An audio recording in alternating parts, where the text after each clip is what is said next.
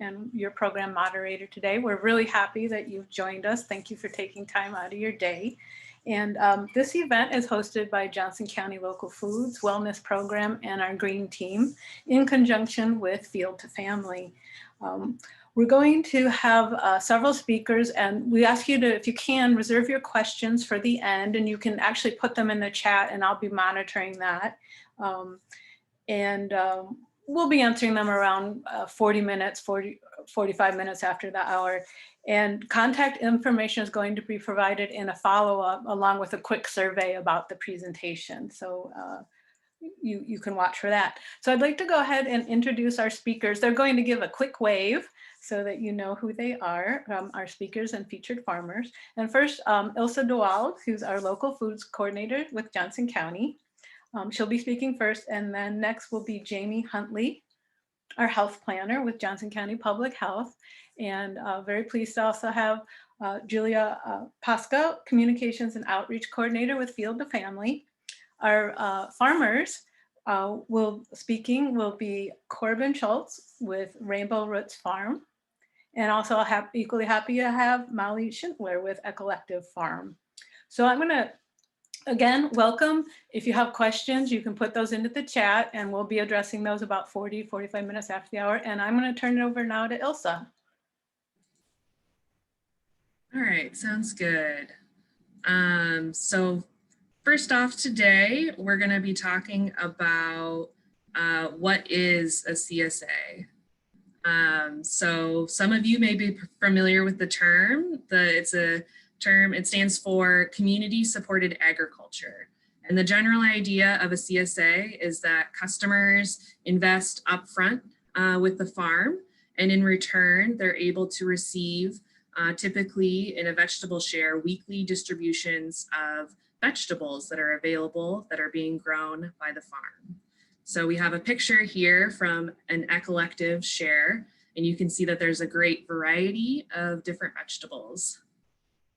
And some CSAs even have add-ons such as honey or flowers or bread or eggs, where they either produce those items themselves in collaboration with other farmers or in collaboration with other farmers. So a little bit about the history of CSA. So the idea came into the United States around the late 60s and is credited to Booker T. Whately, who is a horticulturalist professor at Tuskegee University. His term for it was clientele membership clubs. He authored a book that described how this process of investing upfront for farms could really support farms to be able to purchase the necessary equipment and seeds for the season. He also talked about pick your own produce farms. So some statistics for CSA locally and nationally. So a CSA has been around in our Iowa City community for over 20 years, and we're fortunate to have some farms that have still been producing CSA throughout that entire time. In 2012, the Ag Census found that 260 farms were marketing via CSA in Iowa. And nationally, numbers for CSA have varied. A lot of the numbers come from the National Ag Census. In 2007, there were over 12,000 farms. In 2012, that number increased slightly. And then in 2015, for a separate survey, they actually started doing a survey specifically about direct-to-consumer marketing for farms. That found that there was only 7,000 farms participating in a CSA type model. So there's many different influences, including how data was being collected, the fact that it was a different survey compared to the typical national ag census that could influence that number. And we are still waiting. They're going to be doing another 2020 survey, so we're waiting to see those results from, in particular, local food producers. So obviously this year and last year, COVID-19 had a tremendous effect on our local producers, on the economy, on everything. So in March of 2020, farmers really had to scramble as restaurants and farmers markets were either closed or those markets were very uncertain. This was matched with a surge in demand for locally produced crops as even large chain grocery stores were, there was uncertainty on whether the supply chain could be kept up as folks were getting sick and unable to go to work. So farmers were able to increase their CSA members that were participating in that model, or even convert and start working on a CSA model as other markets closed. So we were able to see locally a great surgence in our CSA numbers. And I know farmers are looking to grow their businesses and keep up with that momentum.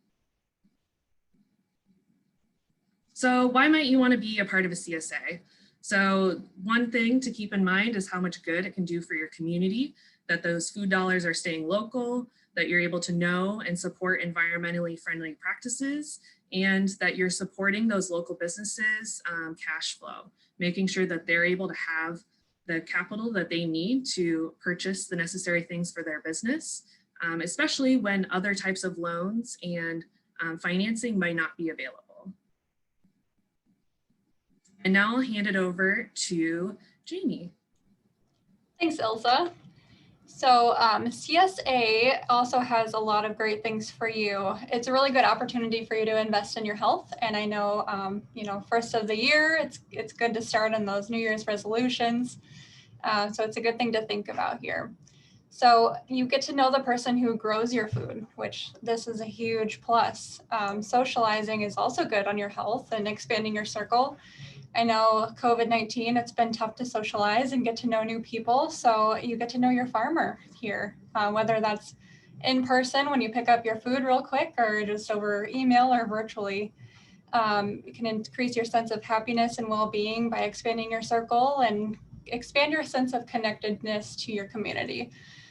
You could also be a good neighbor and share all of the CSA produce that you get from this as well. So you can directly ask your farmers about the food. Ask questions, which you really don't get that opportunity to do if you're buying in a traditional grocery store.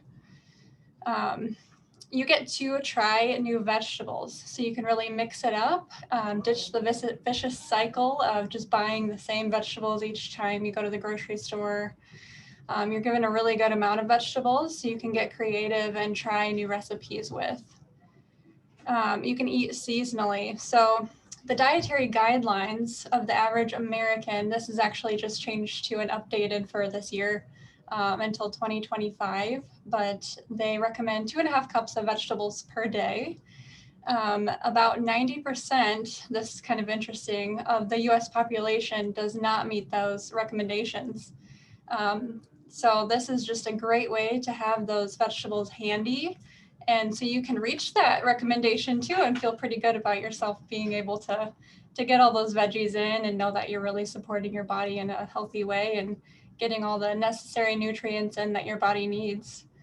As far as recipes go, the farmers actually do have those recipes available in a recipe book and a newsletter that they would give out to you too. So with those recipes, you can include your kids in on the fun. It's an opportunity for them to learn more where food comes from. If you have kids or anyone else in your household too, you can, create that time together and make some really good food.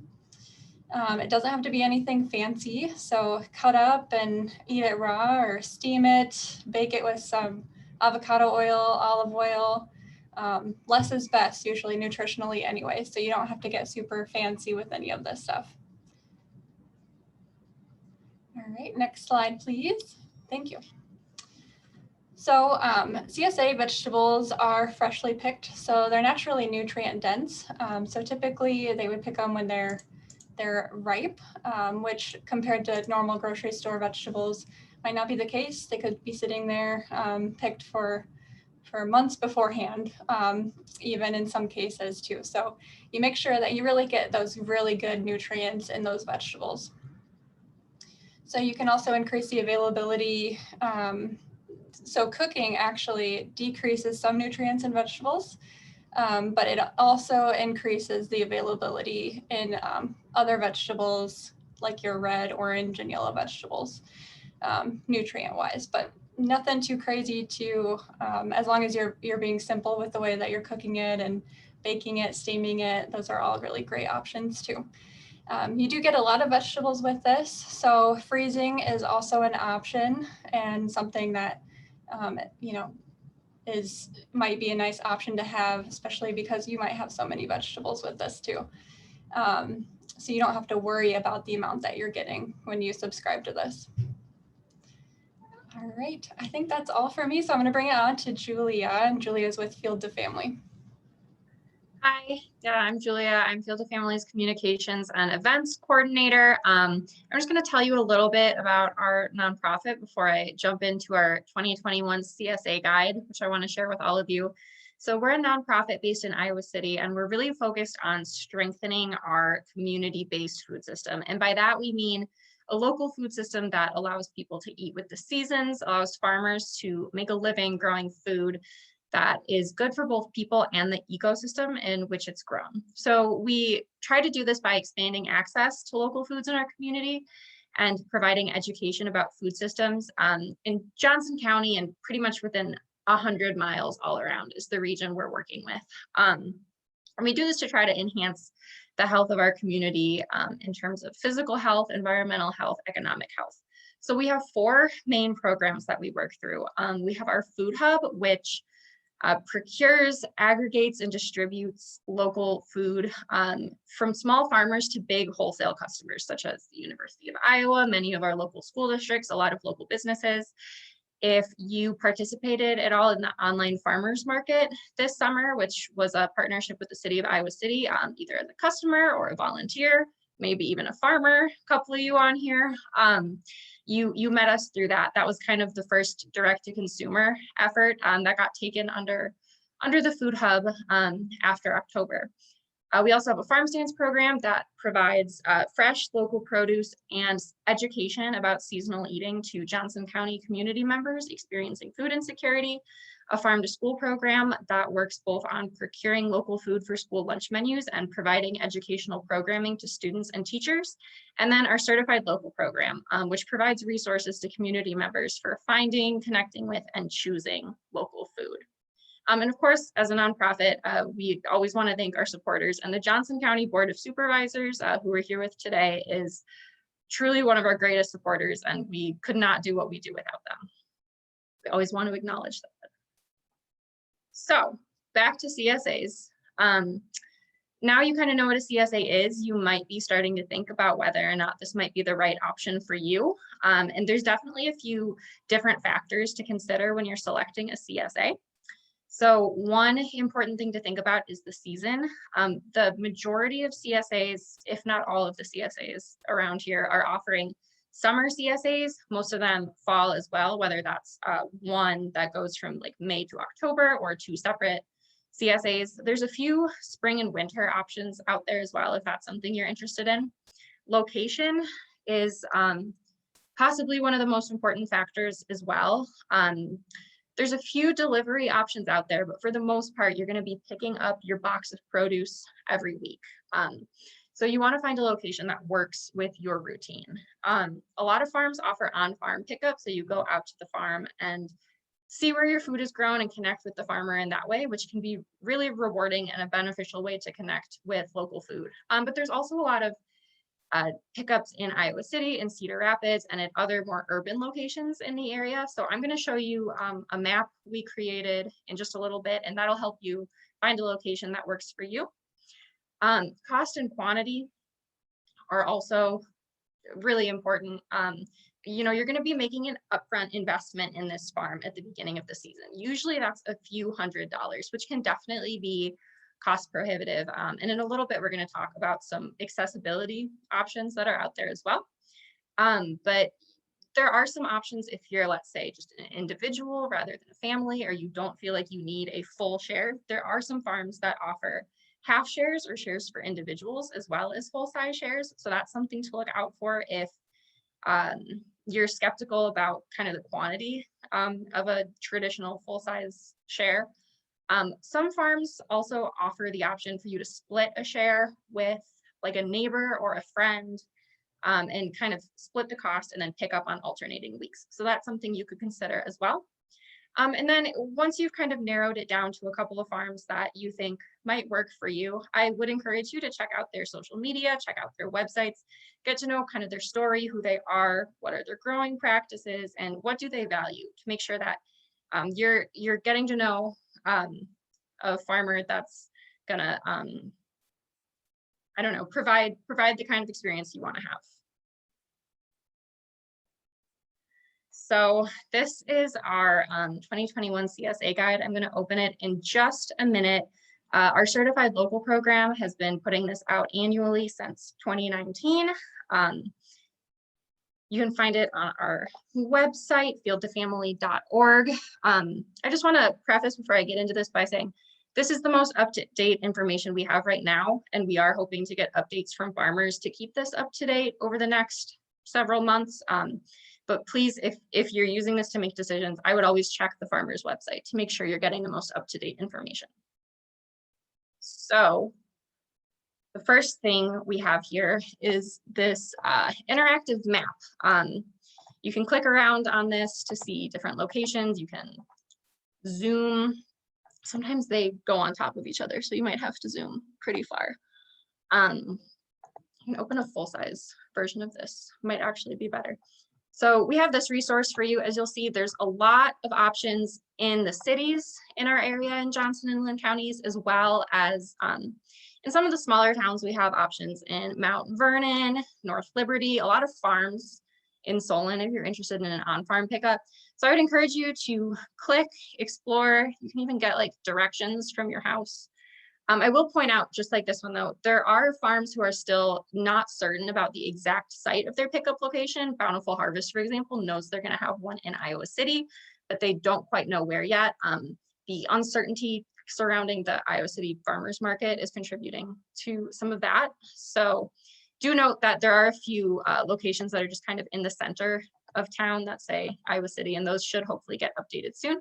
But if you click around, you can see all kinds of other options.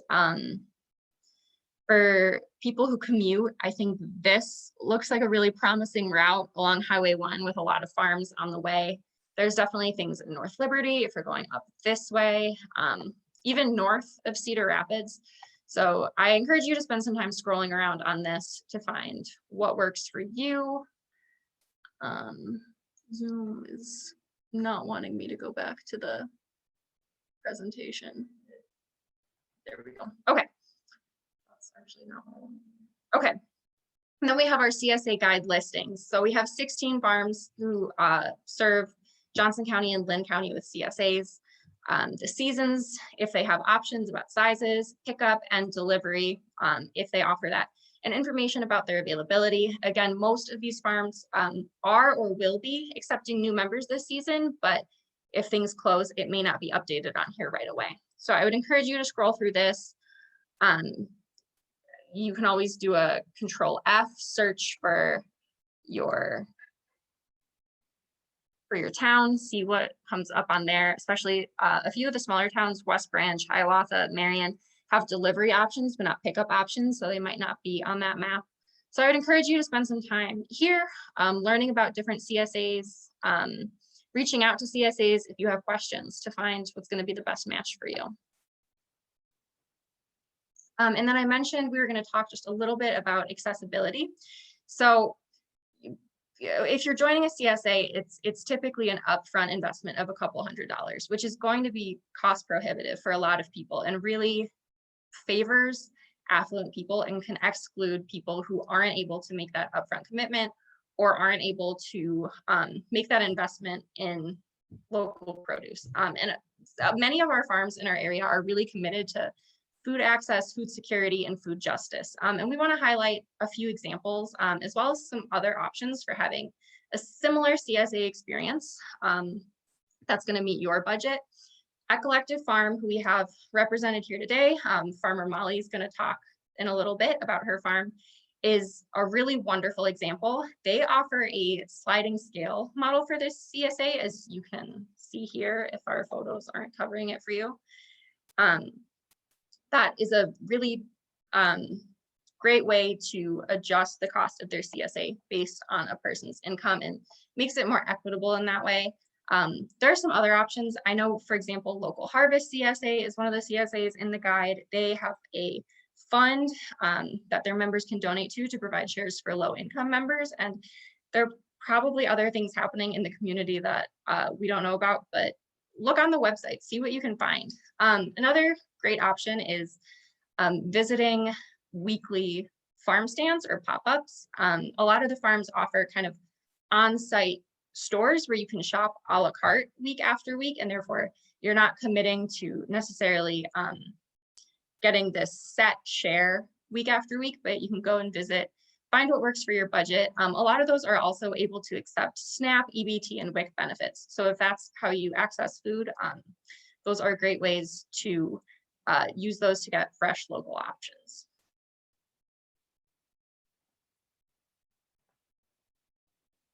Trying to get to the next slide. There we go. So we have two farmers here with us today to answer some of your questions, which again, we'd encourage you to put in the chat box.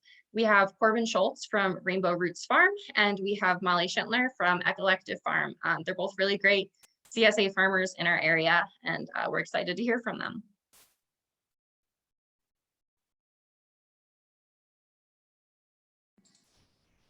Great. I think we'd like to hear a introduction from each of the farmers. Whoever wants to start, let's start with Molly, since you're first up on the screen, and just talking a little bit about yourself and your farm. Hi, everyone. Thank you to everyone who has spoken so far and given great information on CSAs. Thank you, Johnson County and Fields Family, for your awesome guide. The map looks wonderful. So I am part of the farm team at Eggplant Farm, and we have been around about 20 years. I've been with the farm, this might be my 7th season in 2021. So the farm did exist before me. We're headed toward our 20th year of CSA. I think we're at maybe year 18 or so right now. And we are located in Cedar County, so just over the border, nestled really between Lynn and Johnson County, about a 25-minute drive from the Cedar Rapids or Iowa City area. We have our CSA, but then we also grow for New Pioneer Co-op, a number of local restaurants, and the Fields Family Food Hub. So our food sometimes gets to be in schools, which is really exciting. Happy to answer any questions that anybody has about CSA, but one thing I will be sure to do, I'll put a little bit of information, including a link to our farm website in the chat box. And we have a lot of information on the site, and then always welcome anybody to call or email. My phone number and our farm email are both on our website, and happy to answer any questions that anybody has about CSA or just about the farm or food systems in general. Great, thanks, Molly. Now we'll turn it over to Corbin for an introduction. Hi, everyone. I'm Corbin Schultz. I farm off of Rapid Creek Road, just a tiny bit north of Iowa City off Highway 1. I'm just entering my 3rd year farming, so definitely a baby farmer, but learning quickly and really excited about the future, especially in Iowa City. I grow about 60 varieties of vegetables, and I have laying hens. I primarily sell through a CSA. I'm hoping to get into the Iowa City Farmers Market this year or maybe next year. I've already been on the waiting list for 2 years. I just want to add that at Rainbow Roots, we do a work share. We're going to offer a work share this year. So reduced price of your CSA share in exchange for, coming to the farm and working a couple hours to help out. Another thing that's really important about CSAs that we've already kind of touched on is that it's a certain income, a for sure income for a farmer at the beginning of the season, which helps us pay for seeds and compost and chicken food and early labor. And then we're able to still have that income when things happen like the derecho or flooding or, crop failures or COVID. So, yeah, that's also a really important thing. I'm happy to answer any questions. My CSA pickup location is at the farm on Rapid Creek Road once a week. And I can also put my email address and my website in the chat as well. So thanks, Corbin, and thanks, Molly, and to all our speakers for introducing CSA so well. Before we move to questions, I'm just going to note that on the poll, roughly a third of the folks attending this event were not familiar with CSAs before the last 30 minutes. So hopefully they are now. And a few folks were a little bit familiar, and we have at least 7 people who have been a CSA member before. So a pretty good distribution in terms of our attendees. I have to admit, I don't yet see any questions in the chat. So I just want to encourage everybody to post there if you have a question. And I have to admit, this is a question that I have, and I'd like to ask our 2 farmers, what do you think is the most underappreciated vegetable?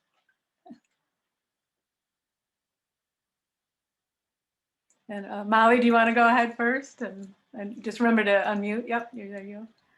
Most underappreciated vegetable. That's such a hard question. It's really interesting on the farmer side. So our CSA prior to last year was about 60 members a year, but we tripled last year during the pandemic. We lost some markets and grew our CSA market, and we're gonna stick with having a larger CSA into the future. But so often every person eats differently. One thing about our CSA is there's a lot of choice built in. So during maybe like eggplant pepper season, we might say choose 10, and you could take all peppers, all eggplants, 5 of each, that sort of thing. So, and I know a lot of CSAs or some CSAs do that choice. So if you're scared of having to take vegetables that you don't like, there are CSAs that accommodate for that. Underrated vegetable, maybe one that I didn't like before I grew it myself would be eggplant. Growing up, I just didn't like it at all. And last season was our best season ever of growing eggplant by far, which was very exciting because they're so purple, which is just like outrageous that nature creates this like perfectly, beautifully purple thing. And then I was just making, I think, the most delicious baba ganoush ever with it, and which is like a hummus type dip that you make with eggplant. And so I would say eggplant, very underrated, but super delicious. Okay, well, thanks. I'll throw that question to Corbin, and then we have 2 other questions that have come in that I'll ask you right after that. So actually getting more questions. So Corbin, just briefly, what do you think is an underappreciated vegetable? Celery, 100%, because it's so hard to grow. I found myself like with the hose, like on the ground, looking and like watering to make sure I would grow them right and that they got all the love they deserved. And then they sell for so cheap at the grocery store, and I'm just like so annoyed. But yeah, definitely celery. Great. And thank you. So, and I don't know if this question is for you, our farmers, or maybe Julia. We have a question in about how early do you recommend signing up? You know, how fast do those spots fill up? I'd say Molly and Corbin can talk about their farms, and then I'll talk about what I saw overall putting that guide together. I know some farms are already full for the 2021 season, and some of those farms have a wait list, and that's reflected in the guide and also on those farms' websites. We are over half full for the season, and we haven't advertised yet. So we're over half full, having sent an email to former members a few days before the Christmas holiday. Everything on our farm has pivoted and totally done a 180 upside down topsy-turvy via the pandemic last year and then the derecho. It seems the demand for CSA is better than ever, which is so incredibly helpful to my farm. Like I could do a whole webinar just on how wonderful it is to feel supported as a farmer from the community via CSA. But yeah, that's all to say that for 2021, I think trying to get a sign up in by the end of January would hopefully ensure that you're going to be in a CSA for the year. Before, in any other year, like 2019 or before, I would have said, oh, just maybe try to sign up early, but you probably could get in April or May to a CSA. But I don't think that's the case anymore.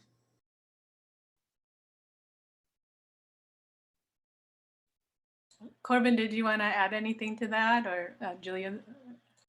I'll just say that Molly is right on. My CSA has been active for 6 days, and I'm more than a fourth of the way full. So yeah, they do fill up really, really quickly. And so if you're interested in it, most farms you can sign up without paying yet. So if you just get your name on the list, then later you can, not too much later, but you can always remove yourself if you decide it's not something that you want to do. But I would definitely recommend signing up as soon as possible. Yeah, they explained it really nicely. Most of the farms have some availability. There are a few that are on wait list and are open currently for sign up, but there are a few who had me put something like get in touch to be sent something when our CSA opens, or get in touch to reserve your spot. So I think there are a few who might be slightly later in the spring or aren't quite ready to open things up yet. So look out for that. We're hoping to update that resource regularly. Great, thank you. I hope that answers your question, Allison. If not, just if you have more questions, just put them in the chat. And Brad is asking if there are CSAs that have larger fruit portions as part of the program. One that comes to mind is Buffalo Ridge Orchard. They're an apple orchard primarily located up in Central City, but they also have really beautiful fresh produce, but they have an entire CSA that's just an apple share. So if you really like apples, that would be a wonderful one for you. Other fruits, I don't know that there are any fruit heavy ones that I know of, but there might be. I don't know if anyone else has any insight on that.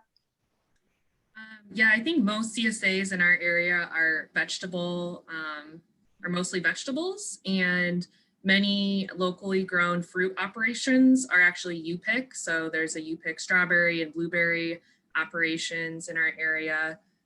So I think that's typically either U-pick or farmers market has been a way that folks market fruit. I do know that at some vegetable CSAs, though, partner with farmers who grow fruit and add them, let them in as add-ons and have an opportunity for their customers when those fruits come into season. So like when it's apple season or pear season, that customers can access those things. Thanks. A question that's come in from Rachel relates to something you've kind of touched on a little bit, but about the variety and how much does that change throughout the summer, especially week to week? And are there any vegetables that appear as staples every week? Yeah, I can answer that. So depending on the season, basically is when the certain vegetables grow. For example, spring and fall is when we grow lettuce and bok choy, and radishes, because they don't grow well in the heat. And then there are things like, like fennel. You won't get in your box every week, but you might get once or twice throughout the season. And then things like tomatoes, which are, everyone's favorite, they'll be in the box when they're available for several weeks. Same with potatoes and winter squash towards the fall as well. But yeah, it changes definitely. And a lot of farms have a harvest calendar on their websites where you can go and kind of see what week or month things are going to be ready, and might appear in your box as well. So that would be a good thing to check out. That's a great tip, can really help with the planning. And Molly, did you want to add anything about that, or Julia? Corbin gave a really great answer. I would add, and this has already been stated, but just re-emphasize that every farm is different. Based on so many factors. Some farms are in an area or have a soil where they just maybe can't grow a certain crop well, or don't have enough land to grow a certain crop. In those instances, sometimes farms team up with other farms to buy in. Let's say sweet corn's a common one that diversified farmers don't necessarily grow on their own farm, but they might partner with another farm to buy in. But how much does variety change? Corbin has great photos on this slide that show shares of hers throughout the season and how the varieties sort of shift. In reference specifically to, are there any staple veggies that appear every week? I would say in our CSA, there are staple buckets that appear every week. So you're always going to have a leafy green. Often there's going to be a choice of what leafy green you can pick. So early in the season, we might have arugula, lettuce mix, lettuce heads, and like baby kales mix. And we might say pick 2 of those. Whereas midsummer, we most likely would have 4 or 5 different varieties of bunched kale and bunched collards to choose from. And then in the fall, again, you're gonna see your spring greens reappear in the fall. So we always have greens, always have some form of a spring onion or spring garlic or a garlic head or green garlic or garlic scapes, because when you're cooking, you use onions and garlic a lot. So we try to always offer some option of that every week. But yeah, it's so hard because I could spend an hour really getting into the nitty gritty, but we don't have an hour. So feel free to follow up if we haven't answered a question thoroughly, but. No, that was really helpful. It's certainly making me very hungry. So a question that's come in from Keisha is, and something that's been touched on a little bit, but can you talk a little more about what's been, maybe Julia, you can help address this too, about what you've done to help reach out to people who have been marginalized and aren't familiar with CSA or don't have, access.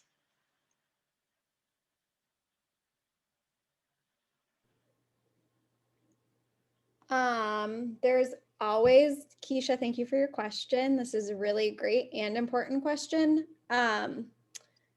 There's always room for, I think, more work in this area. A few things that come to my mind, there are several farms in the area, including a collective farm where I work, that are involved in a program that's in partnership with 2 local food banks in the county as well, called Veggies, where farmers are paid for their CSA shares, but those CSA shares are picked up at the North Liberty Food Pantry or the Coralville Food Pantry, and they're actually connected with regular clients of both of those pantries. And in those instances too, the programs allowed for the pantry staff who know and have closer relationships with the clients to provide recipes that are culturally relevant and appropriate, and then also recipes that they think will be accessible in terms of ingredients that you're not getting in your CSA, or equipment that particular families have access to in their kitchens. That's one thing that comes to mind, but if CSA really is, it's a community. So if anybody has ideas about how to better promote food equity in the greater Iowa City area, I think it's on all of us, not just farmers, but, and I know it's not just farmers that are being asked this question, but yeah. Thanks, Molly. Julia, would you like to add something? I don't know if this is quite the same as a CSA, but because of COVID this year, our farm stands program, which distributes free produce to people primarily who are living not necessarily in a technical food desert, but in places with lack of access to grocery stores, or people living in like senior communities as well. We provide free local produce. And this year, typically it's kind of a table setup where people can go kind of pick what they want and do taste testing and things like that. And this year we couldn't do that because of COVID. So instead, yeah, each week our food access intern, who did a great job, put together prepackaged bags or boxes of all the different produce that was available that week, and distribute those to people who signed up for that program. So it was almost like getting a CSA once a month instead of once a week. And that method actually allowed us to distribute twice as much food as we did in 2019. So I don't know if that quite answers your question. It was similar to a CSA, but not quite, because it was food coming from all different farms. Thanks, Julia. If anyone has a follow-up question on that, please just put that in the chat. And let's see, Kelly has a question that's definitely for our farmers, who's asking what your life is like as a CSA farmer in the winter. Corbin, would you? Yeah, I work. I have to work. I have to keep up with the bills. I'm not at a point where I'm paying myself very much yet. So an off-farm job always keeps me busy in the winter. Also in the winter, there's a lot of spreadsheets. So we plan. It takes days, weeks to plan for the next year. We plan exactly what we're seeding, like exactly what day, how many seeds per cell, where you're transplanting it, plans to get irrigation and compost and things like that to the farm. So it's a lot of prepping. So basically summer Corbin doesn't have to worry about it because winter Corbin's got it. You know, winter Corbin has figured it out. So that's also a winter thing. And I have animals, so just also taking care of those animals as well. Well, you're certainly very busy. So Molly, what have you been up to? Corbin, that was such a good answer. One thing I'd love to highlight is most farmers do have to either get health insurance or auxiliary income from off farm in the way that our current food system is set up. I think I am in a lucky spot where it's my second winter that I'm not working a different job, or my second year. For years I was even working like a 10-hour a week or so job through the farming season. So in the winter, yes, I have been on spreadsheets today, had a meeting with my farm partner lots of prep and planning. And I think my farm partner, Derek Roller, might have described it best. He said, it's like we just threw a party for 40 weeks throughout the whole season, and now we have to clean up from the party.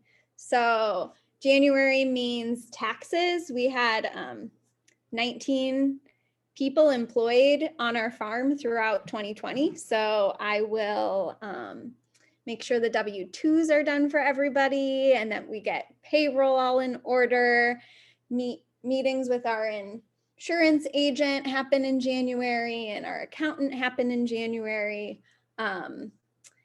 The work looks really different than it does in the summer, and the pace is more of a sit down in a chair at a computer pace, but there's just as much work and organizing and catching up and cleanup to do in the wintertime. Well, thanks so much. I haven't seen any other questions yet come into the chat. We do have a little bit of time left, so if there's anything else folks want to ask, please just write those in there. And we understand some people may need to get going to their next Zoom event or something else. And I will, I guess at this point, note, I guess there's a little bit unrest in our nation's capital. So if you feel like you need to go tune into CNN for that, we would understand, or whatever your news source is.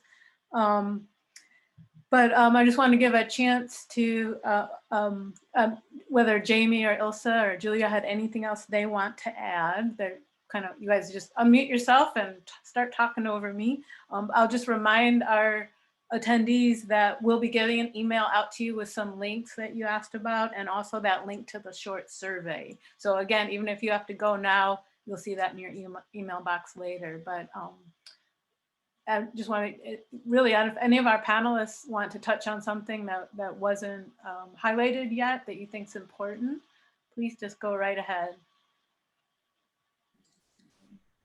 I just would want to emphasize, I think, you know, there are many different awesome ways to enjoy local produce. And I think the benefits and highlights from CSA can be really exploring that seasonality of understanding what is grown in our area and how those rhythms of the season go with different vegetables, and getting to explore not only like your favorite vegetables that are going to be the most delicious for, you know, of the deliciousness that you could imagine your favorite vegetables tasting, but also exploring completely new vegetables and trying something new, exploring those recipes, and being in that community with other people who are doing the same thing. So I think that those are, if you're looking for that kind of experience, like CSA is a good fit for you. Yeah, good point. So Julia, did you want to add anything? I had a question that Molly and Corbin might be able to answer. I know we mentioned earlier on that a lot of farmers include recipes and information like that with their produce throughout the season. Something I know that I guess I didn't say when I was talking about cost is that you're getting kind of more than just the produce for the cost you're putting in. I mean, you're knowing that you're providing really valuable capital to a farmer to help contribute to making a better food system. You're making that connection. I'm just wondering if the farmers on the call have any other thoughts about what the value of participating in a CSA might be beyond the food itself. Yeah, I can start, Molly. I know you probably have something to say about this. But it's a chance to actually see how hard growing food is. You get to come out to the farm, walk through the fields, walk through the greenhouses. You know, I have a lot of kids that come with their families and they like to see their favorite chicken that they've named every week and give it an apple. Especially in a pandemic where people were stuck inside, are still stuck inside. It's nice to be able to have a familiar place to go and also to leave with food that you're going to feed your family for the week. Yeah, is really important. And we also, I think that most CSA farms do this, but we send out a weekly newsletter on Sundays, kind of saying what you're going to get in your CSA box this week, behind the scenes photos of the farm, updates, just recipes that go with the vegetables that we're giving you, any tips for storage of the vegetables, things like that. Just like you really feel like you're part of the family. So it's good. It's great. It's my favorite thing about it. That was a really great answer. What you do get so much more value. I think something that's really a story I have from last season, we had the craziest bumper crop. We got a little off on our spreadsheet planning in the winter. We went a little crazy with hot peppers. And it just ended up, we had like a swimming pool size amount of hot peppers. And there were a couple of weeks where we said to our members, take as many jalapenos, cayenne, serranos as you can use. If you want to take a half of a grocery bag full, a whole grocery bag full, and make hot sauce, chop them up and freeze them to put into like chilies, stews, tacos in the wintertime. If you'll eat them, go for it. We would love you to have this bumper crop. And the year before, it might have been cherry tomatoes. It's always, something every year. Something doesn't do well, but another thing does really well. And we view, and I know so many farms are like this, our CSA members, like our VIPs, they always get first crack at things. We grow things for them that aren't available to our other markets. So I think there is value there, along with like actual value, monetary value, along with knowing that you're supporting people that are trying to do right by their community and the planet, which is so increasingly invaluable to our community. Well, thanks so much. I think we're just about out of time. I just want to thank again our farmers for taking time to be here with us today. Thank you, Corbin. Thank you, Molly. I think everyone's looking forward to all the beautiful and healthy things you can grow for us. And to Julia, who really did a lot to help us pull this together with the graphics. And thank you for all your time. And of course to Ilsa and Jamie, who are resources to everybody in our community. Like we said, we'll be sending out a follow-up email with links that you asked for, and also that really brief survey that'll help us plan future events like this today. So seeing no other questions, I think we can wrap up here. And thank you again, everybody, and be well and get your veggies.